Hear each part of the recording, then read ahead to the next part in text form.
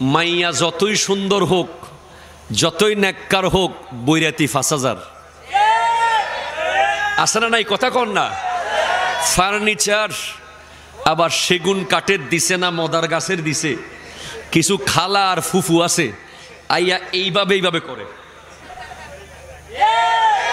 আলগায়া চাপ দিয়া দেখে মট আওয়াজ হচ্ছে কিনা।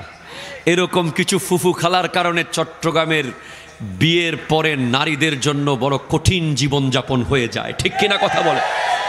আমের দিনে আম, জামের দিনে জাম, কাঁঠালের দিনে কাঁঠাল, আর আসেনি কোরবানের সময় গরু। এ সব কিছু মিলিয়ে বিয়ে বড় কঠিন। কত যুবক আজ বিয়ের উপযুক্ত হয়েছে, কত কন্যা আজ বিয়ের উপযুক্ত হয়েছে। এক কাবিন আর এক বৈরাত আর এক যৌতুকের কারণে আজ বহু যুবক যুবতী জেনা ব্যভিচারের দিকে চলে যাচ্ছে। কথা বলেন ঠিক কিনা? জোরে বলেন।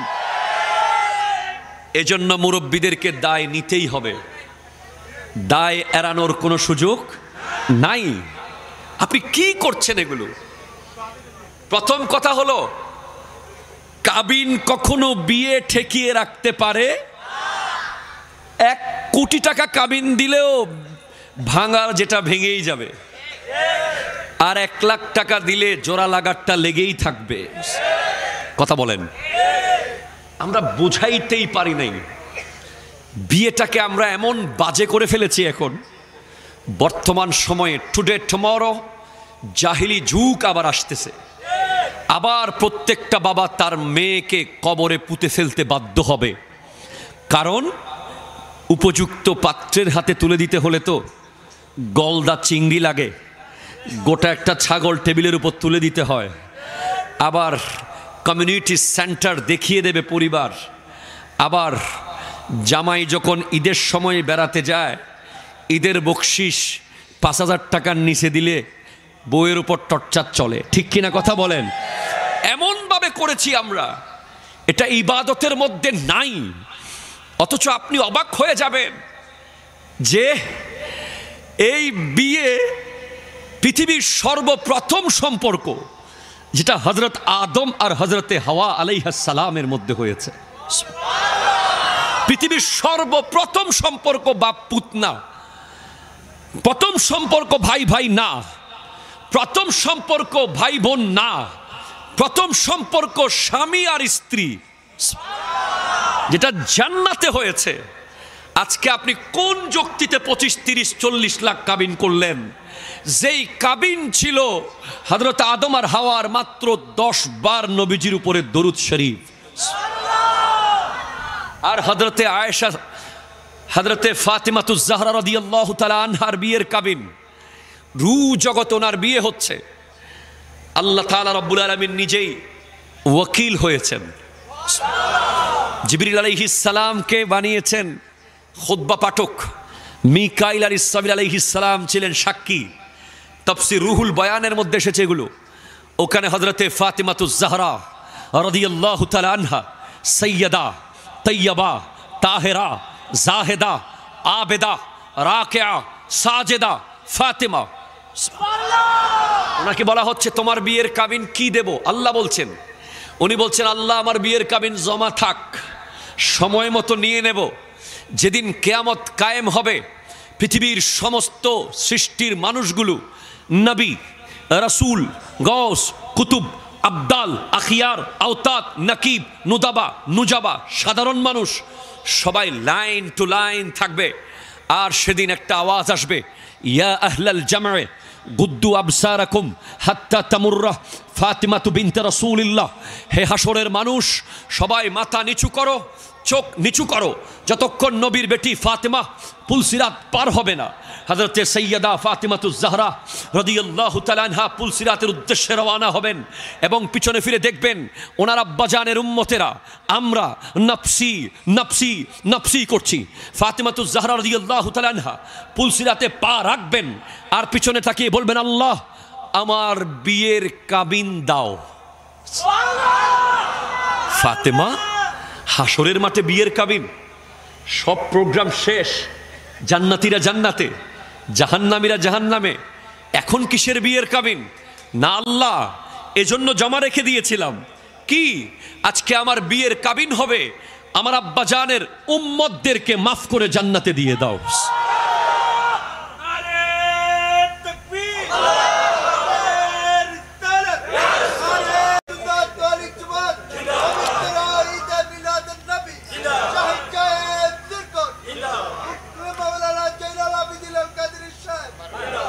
তোমার নেক্সট তকবীর হবে বরাবর 40 মিনিট পর। মারহাবা বলো, ইনশাআল্লাহ বলেন। তাহলে এই কাবিন, যেই কাবিন, প্রথম কাবিন নবীজির দুরূদ, যেই কাবিনের কারণে আমরা কাল হাসরের মাঠে পার হতে পারবো, আজ সেটা কোথায়,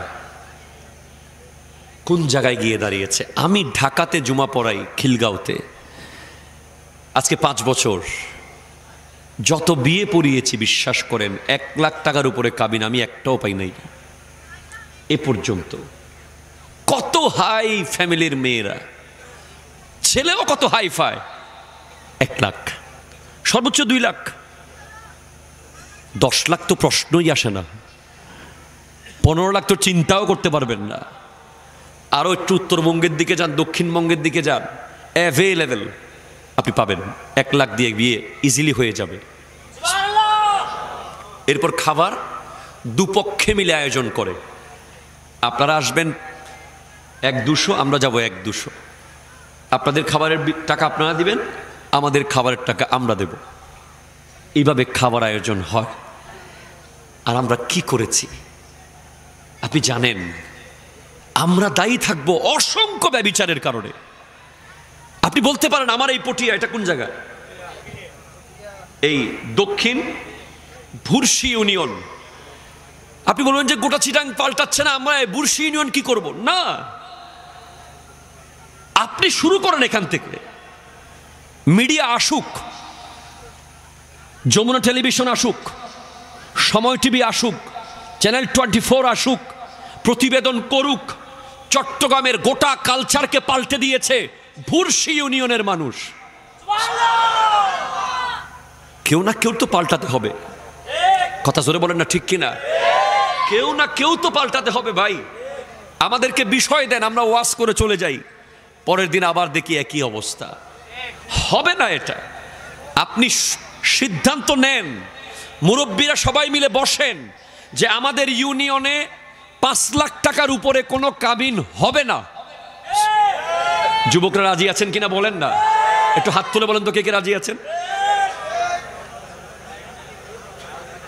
অনেকে হাত তুলতেছে না, মারহাবা কর না। 5 লাখ কি বেশি হয়ে গেছে? বাইনালে ফ্রাদে তফরিদ, একবারে আপনি 1 লাখ আনতে পারবেন না। 5 লাখ ঠিক আছে কিনা বলেন তো? ঠিক আছে ইনশাআল্লাহ। এটা পাক পঞ্জতনের একটা নিসবত আছে। 5 বুরশি ইউনিয়নে 5 দিয়ে বিয়ে হবে ইনশাআল্লাহ। দেখি 2-4 জন মুরব্বী একটু হাত তুলেন, পারবেন কিনা? মারহাবা, একজন মুরব্বী হাত তুলেছে।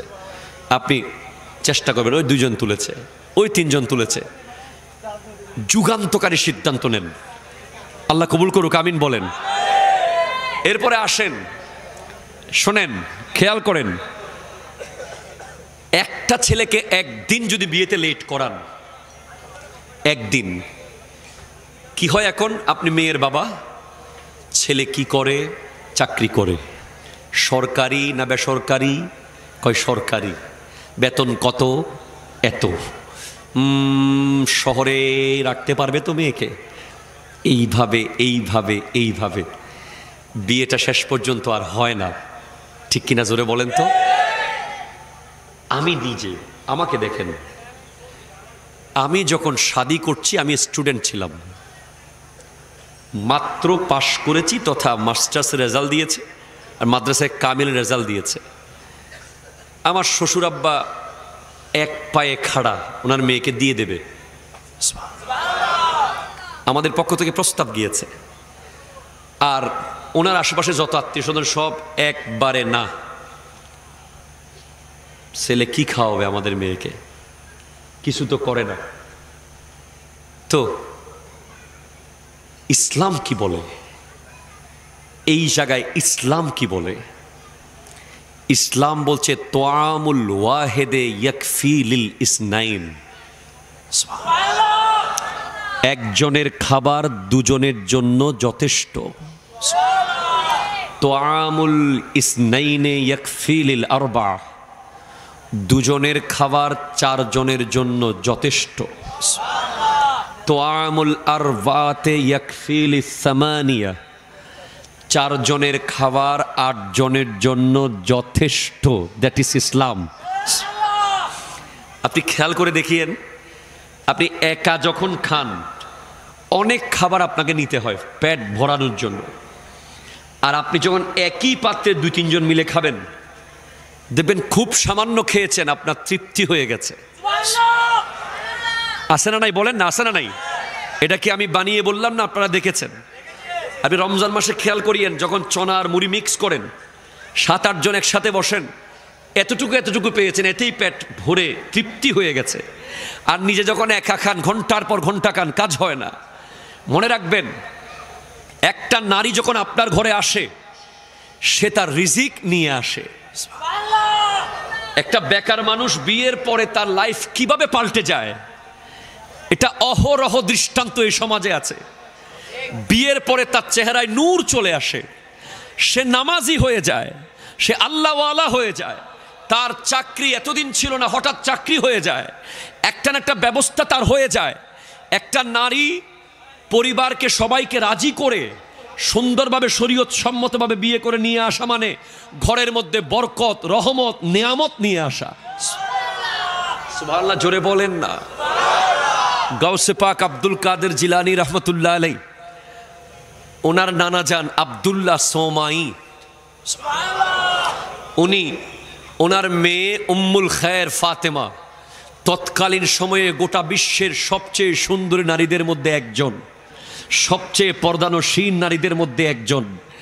বাবা মেয়ের জন্য পাত্র খুঁজে শপিং মলে, বড় বড় অফিসে, সচিবালয়ে, বড় বড় ইউএনও টিএনওর অফিসে, আর গৌসে পাক শাইনশে বগদাদ ওনার নানা আব্দুল্লাহ সোমাই ছেলের জন্য পাত্র, মেয়ের জন্য পাত্র খুঁজতে গেছে নদীর পারে পারে। কোথায় খুঁজতে গেছে? নদীর পারে পারে। গিয়ে দেখে একটা ছেলে পেয়েছি, আপেল খেয়ে ক্ষমা চাচ্ছে। আপেল খেয়ে কি চাচ্ছে? ক্ষমা চাচ্ছে। ভেসে যাওয়া আপেল, ভেসে যাওয়া আপেল খাইলে কোনো অসুবিধা নাই, আপনিও খেতে পারবেন। নদী দিয়ে বন্যার পানিতে মাছ ভেসে যাচ্ছে না, আপনারা জাল মেরে মেরে খান নাই, মানুষ খাচ্ছে। তো ব্যাপারটা এমনই, না খেলে অপচয় হয়ে যাবে। এরপরেও উনি আল্লাহর ভয়ে বলছেন না, কিয়ামতের মাঠে যদি আপনি খুঁজেন আমি দেব কোত্থেকে। তখন আব্দুল্লাহ সোমাই রাদিয়াল্লাহু তাআলা বলছেন, আমি তো আমার মেয়ের জামাই পেয়ে গেলাম। কিরে ভাই, আপনার মেয়ের জামাই কি pass? Masters, MBA, BCS, charter accountant, PhD, delete না। বংশ কি? চৌধুরী? জানি না। খান? জানি না। তালুকদার? না। বাপ কি করে? জানি না। মা কে? জানি না। রাস্তা দিয়ে হাঁটছে, আল্লাহর ভয়ে আপেলের জন্য ক্ষমা চাচ্ছে। আমি কোনো পাস ফেল দেখি নাই, তার ডেজিগনেশন দেখি নাই, তার বংশ পরিচয় দেখি নাই, আমি সবচেয়ে আসলটা দেখে ফেলেছি। কি দেখেছেন? ইন্না আকরামাকুম ইনদাল্লাহি আতকাকুম। রব্বুল আলামিন বলছেন, আল্লাহর কাছে সবচেয়ে শ্রেষ্ঠ সম্মানিত সে যে সবচেয়ে বেশি আল্লাহকে ভয় পায়। আমি তার ভিতরে আল্লাহর ভয় দেখেছি, সেজন্য আমি তাকে মেয়ের জামাই বানাচ্ছি। আনার পরে 12 বছর কাজ করাইছেন, আরো ট্রাই করছেন, আরো ঠিক আছে কিনা দেখি। মেয়ে তো এমন মেয়ে যার পেট থেকে আব্দুল কাদের জিলানী বের হয়েছে। যেমন তেমন নারী না উনি। 12 বছর কাজ করার পরে বলে, একটা আপেল ছিঁড়ে আনো। আপেল ছিঁড়ে আনছে, জালিম কাঁচা, খাওয়া যায় না, একেবারে নতুন মাত্র হয়েছে। বলে কি ব্যাপার, 12 বছর কাজ করেও আপেল চিনো নাই? বলে একটা খেয়ে 12 বছর কাজ করাইছেন, আরেকটা যদি খাই ফেলাই তো কি হবে সেই ভয়ে আর কখনো মন ভরে আপেলের দিকে তাকাই নাই, এমনি কাজ করেছি। যাও, শেষ। একটা মেয়ে আছে ল্যাংড়া লুলা বুবা কানা, সব পারবা? হাসরের মাঠে মাপ করবেন তো? আপেল খাওয়া মাফ করেছেন? হ্যাঁ, মেয়েকে বিয়ে করলেই মাফ করে দেব। ঠিক আছে, নিলাম। তারপরও কিয়ামতের মাঠে যেন হিসাবের কাঠগড়ায় দাঁড়াতে না হয়। কত কিছু খেয়ে ফেলেছি আমরা, গোটা গোটা জমি খেয়ে ফেলেছি, কথা কয় না, কথা কয় না, গোটা গোটা বিল খেয়ে ফেলেছি ভাই, গোটা গোটা দোকান, মার্কেট, গাছপালা একেবারে ভালো মতো খাইছি, খাওয়ার পরে আবার ধাইছি, কথা কয় না? কিয়ামতের মাঠে ধাইতে হবে না? কতক্ষণ এদিকে পালাবেন, কতক্ষণ ওদিকে পালাবেন, পালানোর জায়গা তো আর থাকবে না, আল্লাহ তো ধরে ফেলবে, ঠিক কিনা? জোরে বলেন না। একটা আপেলের ভয়ে ওই ল্যাংনারুলা বুবা কানা কালা মেয়েকে বিয়ে করতে প্রস্তুত, বিয়ে হয়ে গেছে, কবুল বলা হয়ে গেছে, বাসর ঘরে ঢুকবেন, দেখেন আসমানের চাঁদের মতো সুন্দরী এক নারী বসে আছে, আবার ব্যাক করছেন। কি তাকওয়া! চৌকোটে বাড়ি খেয়ে নাকি কপাল ছিঁড়ে গেছে। কি জামাই, এমন কেন করছো? কয় আপনি যেটা কইছেন ওরকম মেয়ে তো ভিতরে নাই, বলে ভুল রুমে ঢুকে গেছি আমি। আল্লাহু আকবার! তুমি কত তাকওয়াবান, তুমি কত আল্লাহওয়ালা, তোমার তাকওয়া দেখে আমি অবাক হয়ে গেলাম। যাও, সেই মহিয়সী সুন্দরী নারী যাকে পৃথিবীর চাঁদ সূর্য কোনোদিন দেখেনি, সে আমার মেয়ে উম্মুল খায়ের ফাতেমা, সে হলো তোমার বিবি। হায় হায় হায়! 18 পারা কোরআনের হাফেজা, যার পেটে আব্দুল কাদের জিলানী রাদিয়াল্লাহু তাআলা আনহু এসেছে, যেই পেট থেকে দুনিয়ার সর্বশ্রেষ্ঠ পীর পীরানে পীর দস্তগীরের আগমন হয়েছে, যিনি বলছেন নজরতু ইলা বিলাদিল্লাহি জামআন কা খারদালাতিন আলা হুকমি ইত্তিসালি। আমি আব্দুল কাদের জিলানীর হাতের মধ্যে আল্লাহর সমস্ত শহর রায়ের দানার মতো। তিনি বলছেন ফামান ফি আউলিয়া ইল্লাহি মিসলি ওমান ফিল ইলমি ওয়াত তাসরিফে হালি। ওলি আল্লাহদের মতো এমন কে আছে আমার মতো, যে মুহূর্তের মধ্যে যার জ্ঞান বেলায়ত সুজাত দিয়ে হালকে পাল্টে ফেলতে পারে? কে আছে এমন ওলি, যিনি বলছেন ওয়ামান জাফির রিজালে ওতা মিসালি আনাল বাজি। আমি আব্দুল কাদের জিলানী হলাম তরিকতের আকাশের বাজ পাখি।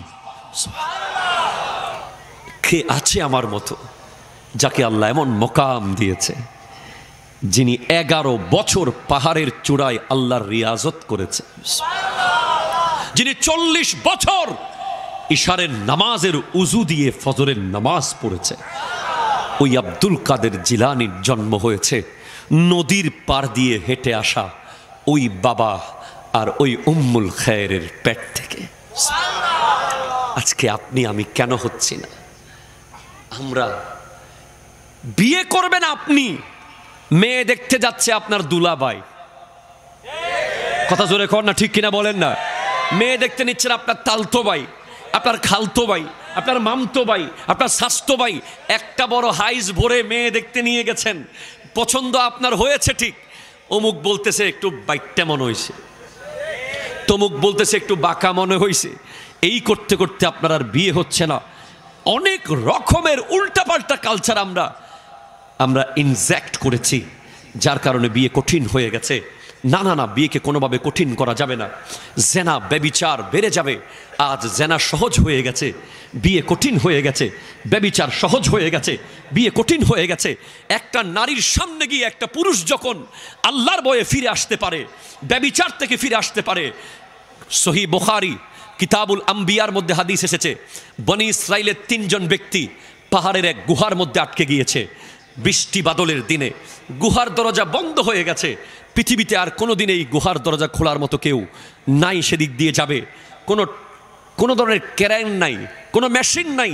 ওরা নিশ্চিত তারা সেখানে মারা যাবেই, সেখানে তাদের মৃত্যু হবেই। এরপরেও ভাবছে আমরা একটু ট্রাই করে দেখি আমাদের লাইফে কোনো নেক আমল আছে কিনা, যেটার কারণে আমরা গুহার দরজা খুলে ফেলতে পারবো। দোয়া করে একজন দোয়া করছে, আল্লাহ আমার চাচাতো বোনের সাথে আমি একা একটা রুমে ছিলাম, যেখানে আমরা একে অপরের সাথে ব্যভিচারে লিপ্ত হয়ে যেতে পারতাম, কিন্তু কেউ আমাদেরকে বাধা দিত না। শুধু তুমি আল্লাহর ভয়ে আমি আমার বোনের দিকে যাই নাই। সে আমাকে বলেছিল, ইয়া আব্দুল্লাহ ইত্তাকিল্লাহ, হে আল্লাহর বান্দা, আল্লাহকে ভয় করো। আমি সেখান থেকে ফেরত এসেছি তার কাছ থেকে। সেদিন একমাত্র তোমার ভয়ে ফেরত এসেছি। সে অন্ধকার রুমে কেউ ছিল না। আমি ভেবেছি কেউ না থাকুক, তুমি আল্লাহ তো বলেছো নাহনু আকরাবু ইলাইহি মিন হাবলিল ওয়ারিদ। তুমি একজন মুসলমানের, একজন মুমিনের, একজন মানুষের শাহী রগের আরো কাছে আছো। সেই ভয়ে আমি ফেরত এসেছি। আল্লাহ, সেদিনের ফেরত আসা যদি পছন্দ হয়, গুহার দরজা খুলে দাও। বলার সাথে সাথে পাথর সরে গেছে। কি বলবেন? যারা আজকে ব্যভিচারে লিপ্ত হয় তাদের শাস্তি কি জানেন? জাহান্নামে। আজকে অনেক প্রবাসীর স্ত্রীরা আজ পরকীয়ায় লিপ্ত। কথা বলেন না, ঠিক কিনা বলেন না? ওই বেচারা বিদ্যুতের খুঁটির উপরে জীবন বাজি রেখে কাজ করে টাকা পাঠাচ্ছে। ওই বেচারা লাইফটাকে লাইফ রাখে নাই। কতদিন হয়েছে বিবির হাতের বেগুন ভর্তা খেয়েছে, জীবনের ছোট ছোট সব আশা আকাঙ্ক্ষা নষ্ট করে দিয়েছে। এখানে বসে বিবি পরকীয়ায় লিপ্ত।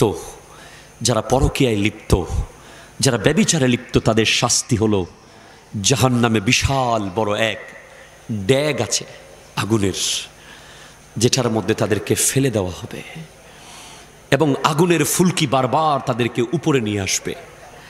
আবার তারা পুড়তে পুড়তে সেখানে পড়বে, আবার আগুন তাদেরকে উপরে নিয়ে আসবে, আবার পুড়তে পুড়তে পড়বে এবং সেই নারীদেরকে স্তনের মধ্যে পেরাক দিয়ে লোহার লটকিয়ে রাখা হবে।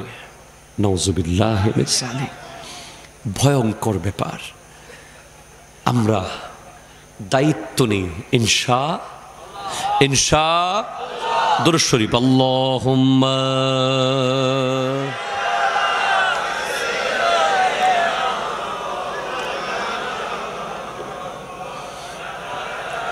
وعلى آل سيدنا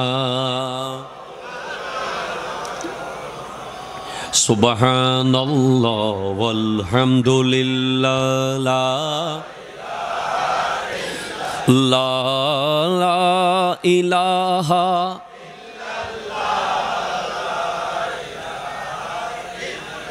তো জোরে বলেন না সুবহানাল্লাহ, জোরে বলেন।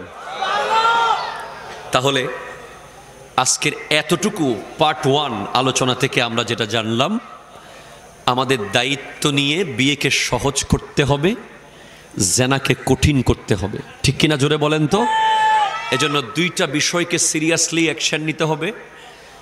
এই সমাজে কোনো নারী, কোনো ছেলের বাবা যদি যৌতুক চায়, যৌতুকের জন্য প্রেশারাইজ করে, কোনো মেয়েকে কষ্ট দেয়, টর্চার করে, এই এলাকার মানুষ এই জুলুমের বিরুদ্ধে কথা বলবে ইনশাআল্লাহ। তারা যদি বলে আমাদের পরিবারের ব্যাপার আমাদের, তোমরা কারা, এই কথা বলার কোনো সুযোগ নাই। কারণ কোরআন বলছে ইয়া আইয়ুহান নাসু ইন্না খালাকনাকুম মিন যাকারিন ওয়া উনসা ওয়া জাআলনাকুম শুউবান ওয়া কাবাইলা লিতাআরাফু। পৃথিবীর সব নারী পুরুষকে আল্লাহ বানিয়েছেন এক বাপ এক মা থেকে। সুতরাং আপনার পাশের ঘরে একটা নারী যৌতুকের জন্য টর্চার, প্রেশারাইজড হবে, আপনি চুপ থাকবেন, এটা কখনো মুসলমান হিসেবে মেনে নেওয়া যায় না।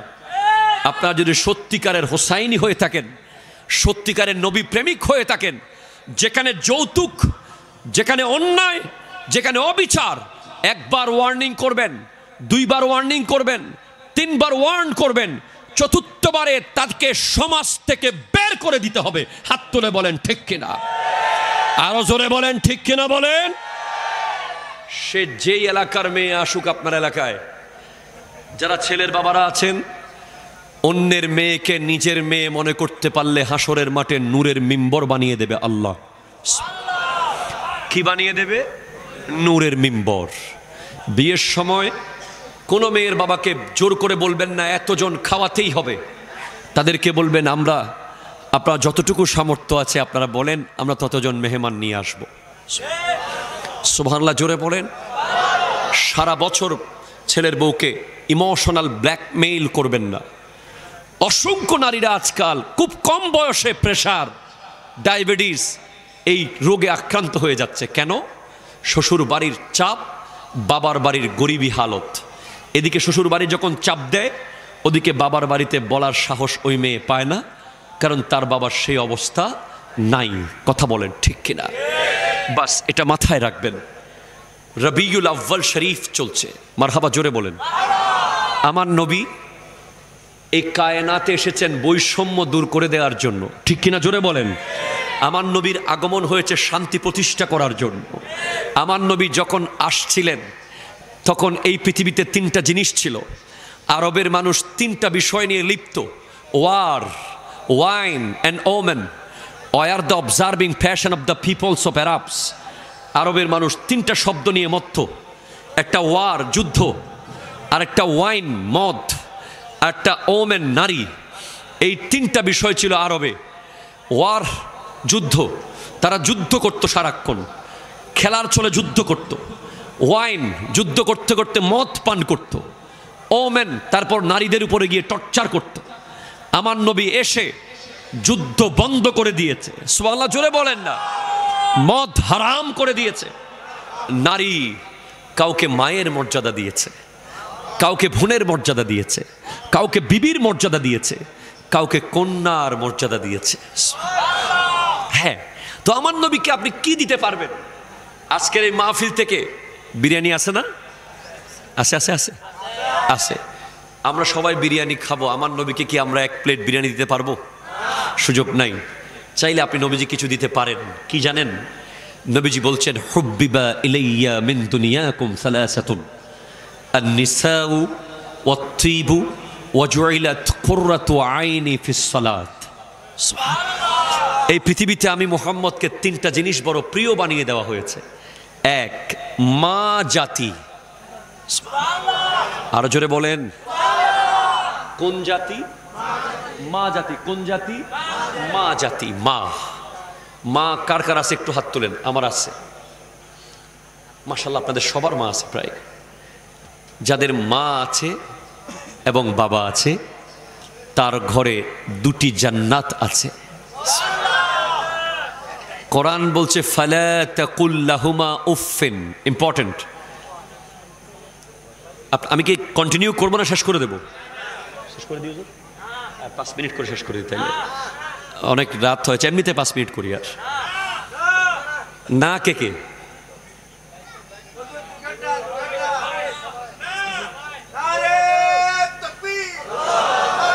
কি এটা? ইয়া রাসূলুল্লাহ, ইয়া রাসূলুল্লাহ। জিন্দাবাদ। আমি আপনাকে সারা রাত ওয়াজ শোনাইয়া যদি ফজরের নামাজটা না পড়াইতে পারি, আপনারা গিয়ে যদি ফজর নামাজটা কালকে না পড়তে পারেন, আমার মাদ্রাসা ক্লাসটা আপনারা কেউ একজন করে দিয়ে আসবেন। কি গিয়ে জামিয়ার মতো মাদ্রাসায় ছেলে পড়ানো বুঝেন। যাই হোক, আমাদের এটা কখন কোথায় আসবো? যে ডেঙ্গাপড়া, এখানেই 12 অক্টোবর। 12 অক্টোবর একটি প্রোগ্রাম আমি আসবো ইনশাল্লাহ। ঠিক আছে, শোনেন, এই কনসেপ্টটা শুনে নিয়ে যান। শেষ। কোরআন বলছে, ফালা তাকুল লাহুমা উফ। বাবা মার সামনে তোমরা উফ শব্দ বলিও না। কি বলিও না? আর জোরে কোন? কি? উফ। আচ্ছা, উফ কি আমরা রেগে বলি? উফ কখন বলি? কাটা ফুটলে, ব্যথা পেলে, কেটে গেলে, কোন একটা আনফরচুনেট ব্যথা পেলে অটোমেটিক ন্যাচারালি মুখ দিয়ে আসে উফ। ঠিক কিনা বলেন না? এটা আপনি কোনো ইচ্ছে করে উফ বলেন নাই, এটা ন্যাচারালি এসে গেছে উফ। আল্লাহ বলছেন, তুমি বাবা মার সামনে উফ বলিও না। ন্যাচারাল ব্যথা পেয়েছি আমি, আমার মুখ দিয়ে উফ আসতেছে, এটাও আল্লাহ কন্ট্রোল করতে বলেছে। আর সেখানে কি রেগে গিয়ে বাবা মার সামনে, তুমি কি জানো, তুমি কি বুঝো, তুমি দুনিয়াদারি কি বুঝবা, বুড়া হয়ে গেছো, বাদ দাও। ক্যাটক্যাট করিও না। এই ধরনের শব্দ বলার কোনো সুযোগ কি আছে? কথা বলেন, আছে আছে আছে। রেগে যাওয়া তো দূরের কথা, তাদের সামনে বড় আওয়াজে কথা বলা নিষেধ, হারাম। আজকের দিনে শত শত যুবক আউটস্ট্যান্ডিং বড় হচ্ছে না, কোনো মতে হয় 5টা করে কোনো মতে কিছু করে। একটা হচ্ছে বড়, একটা আরো বড়, একটা অনেক বড়। একটা বড় হচ্ছে মানুষ হয়েই যায় বড়, আরো বড় কোনো মতে হতে পারে, অনেক বড় তারা হয় যারা কোনোদিন বাবা মার সামনে বড় আওয়াজে কথা বলে না। সেজন্য আজকে আমি অসম্ভব, ইন্না লিল্লাহি ওয়া ইন্না ইলাইহি রাজিউন, অসম্ভব অসম্ভব, আমাকে মাফ করবেন, এটা পারবো না। বাবা মা সামনে যাওয়ার আগে প্রস্তুতি নিবেন। কি নিবেন? প্রিপারেশন। নবীজি বলেছেন বাবা মার চেহারার দিকে ভালোবাসার নজরে হাসি মুখে তাকালে হজের সওয়াব, 100 বার তাকালে 100টা সওয়াব। আমরা হজে যাওয়ার আগে 1 মাস প্রস্তুতি নেই, মিনিমাম নেই না? এহরামের কাপড়, পাসপোর্ট, ভিসা, অনেক কিছু করি। সুতরাং বাবা মার সামনে যাওয়ার আগে 5 মিনিট প্রস্তুতি নেন। আপনি অফিস থেকে এসেছেন, অনেক টেনশন আপনার মাথায়। আপনি ক্রিকেট খেলায় হেরে গেছেন, অনেক টেনশন। আপনার ফেভারিট দল গোল খেয়ে গেছে, অনেক টেনশন। ব্যবসা লস হয়ে গেছে, অনেক মন খারাপ। সবগুলো ঘরের বাইরে রেখে 10 মিনিট নিজেকে প্রস্তুত করবেন। আমি এখন যার সামনে যাব ওনার দিকে মুস্কি হেসে তাকালে হজের সওয়াব দিবে আল্লাহ। এই বিষয়গুলো প্র্যাকটিস করতে হবে। তাহলে আমার নবীর প্রিয় হলো মা জাতি, মা, বোন। বোনের অধিকার দিয়ে দিবেন, বোনকে দেখতে যাবেন, বোনের হক মেরে খাবেন না। যারা 1 ইঞ্চি জায়গা বোনের হক খেয়ে ফেলেছে তারা পথের ফকির হয়ে যাবেই, এতে কোনো সন্দেহ নাই। এরপরে কন্যাকে ইসলাম সম্মতভাবে খুব দ্রুত বিয়ে দিয়ে দিবেন। নবীজির হাদিস 3টা জিনিস দেরি করবে না। একটা হলো জানাজার লাশ যখন সামনে আসবে তাড়াতাড়ি তাকে জানাজা পড়ে কবরে দাও। 2, কোনো গুনাহ করেছো সাথে সাথে তওবা করো। 3, কোনো মেয়ে বিয়ের উপযুক্ত হয়েছে সাথে সাথে বিয়ের ব্যবস্থা করো। 2, আমার নবীর 2 নম্বর প্রিয় জিনিস হচ্ছে ওয়াত্তিব, খুশবু। খুশবু। আপনি যদি নবীজির দিদার পেতে চান ইন্তেকালের সময়, আপনি সব সময় আতর ব্যবহার করবেন। আজকের দিন থেকে আপনি নিয়ত করেন যে আমি আজকে থেকে আতর ব্যবহার করব যেন আমার নবী আমার ইন্তেকালের সময় দিদার দিয়ে দেয়। আপনার হাতে যদি ব্যানসন থাকে আজকেই ফেলে দিবেন। আপনার হাতে কোনো ধরনের সিগারেট থাকলে আজকে ফেলে দিবেন, যারা দুর্গন্ধ ছড়ায়। যারা সিগারেট খায় তাদের পকেটে দুর্গন্ধ হয়, তাদের বালিশে দুর্গন্ধ হয়, তাদের বেডরুমে দুর্গন্ধ হয়, তারা যেদিকে হাঁটে ওই দিকে দুর্গন্ধ হয়। তো সিগারেট খেয়ে খেয়ে নবীজির দিদার আশা না করাই ভালো। আপনি আতর ব্যবহার করেন, ইনশাআল্লাহ আল্লাহর হাবিব আপনাকে দিদার দেবে। 3, ওয়াজুইলাত কুররাতু আইনি ফিস সালাত। নামাজের মধ্যে চক্ষু শীতল হওয়া। আজকের মাহফিল আপনি নবীজিকে কোনো বিরিয়ানি পাঠাতে পারবেন না। আপনি কালকে ফজরের 4 রাকাত নামাজ জাস্ট টাইম, অন টাইম পড়েন। সিজদা করবেন পটিয়ার এই ভুরসি ইউনিয়নে। আমার নবীর চক্ষু শীতল হবে মদিনাতুল মুনাওয়ারাতে।